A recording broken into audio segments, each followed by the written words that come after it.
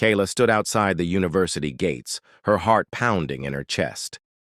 It was the first day of her junior year at Westbrook University, but it didn't feel like a fresh start. As she stepped onto the campus, she couldn't shake the feeling that she didn't belong. She felt the stares, the whispers, the way her classmates would avoid making eye contact.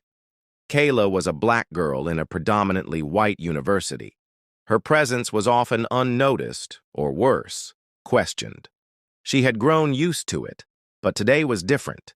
Today, something inside her had snapped. Her history professor had just said in class, "Slavery is a thing of the past. It's time to move on and stop blaming the present for the mistakes of the past." Kayla couldn't hold it in anymore. She stood up in the middle of the lecture hall, her voice shaking but determined. "You can't just erase history. My history. Our history." The entire room went silent.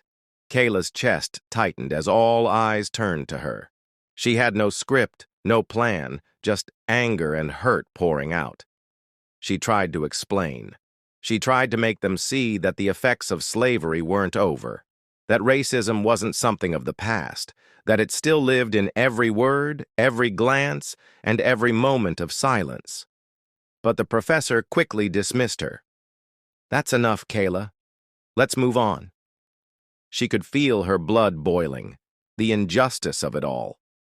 She grabbed her bag, her hands shaking, and rushed out of the room. But as she stepped into the hallway, something strange happened. A girl, a fellow student, caught up with her. "You were brave in there," the girl said softly, her voice full of empathy. Kayla looked up, surprised. The girl was white, but her eyes were kind. "You're not alone in this," she added. "I'll help you.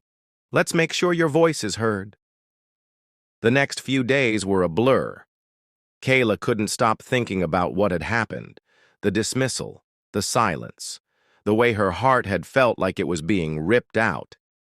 But then came the emails, the whispers, her phone buzzing with messages. "Kayla, we need you. There's going to be a protest. We're fighting for our rights, for black students, for everyone who feels unheard." It wasn't just one person anymore. The voices were growing. Kayla hesitated at first. She had never been someone to stand in front of a crowd, never someone to lead, but something inside her changed that day. She wasn't just a student. She was a voice for herself, a voice for every black student who felt invisible. She spent the next few days organizing, talking to other students, reaching out to people who felt like she did. It wasn't just about one lecture anymore. It was about the years of being ignored. It was about fighting for respect, for dignity, for the right to exist without fear or judgment. On the day of the protest, Kayla stood at the front, holding a sign that read, "We deserve to be heard." The crowd had grown bigger than she expected, students from all races, backgrounds, and walks of life, all coming together to stand for what was right. She felt the weight of the moment. She was terrified. She wanted to run.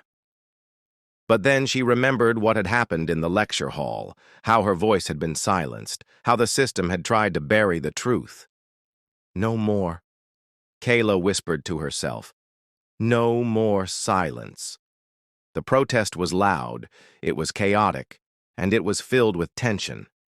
Kayla's heart raced as she stood in front of the administration building, watching as others raised their voices alongside hers. Some students chanted, some held signs, some just stood quietly in solidarity. But the message was clear. They would not be silenced. But it wasn't easy. The campus security arrived, eyes narrowed, and the dean stood in the doorway of the building, arms crossed. "You need to disperse," the officer said. "This is not the way to solve your problems." Kayla's heart sank, but she didn't move. She stepped forward, looking straight at the officer. "This is the problem," she said, her voice steady but full of emotion. "We're told we don't matter. We're told to be quiet. But we won't be silent anymore." The officer didn't respond. He only motioned for backup.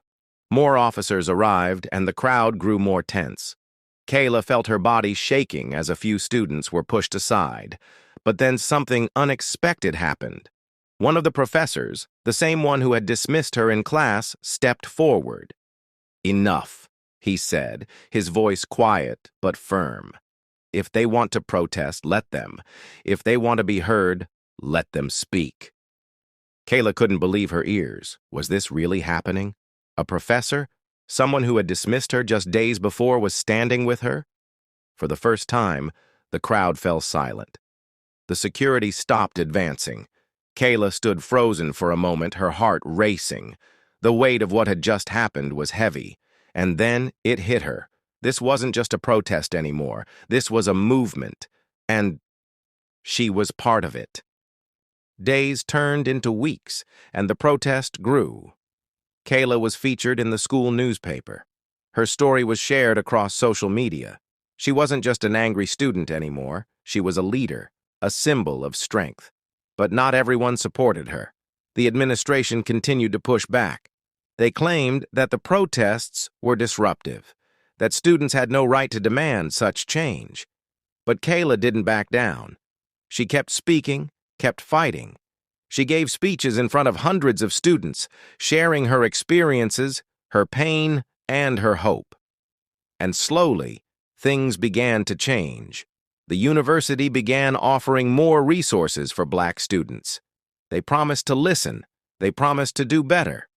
And while it wasn't perfect, and the fight wasn't over, Kayla knew one thing for sure. Her voice mattered. Kayla graduated 2 years later, but her fight didn't stop there. She went on to study law, determined to continue her work for justice. Her story inspired countless others to stand up for what was right, to speak out when they felt unheard, to never back down.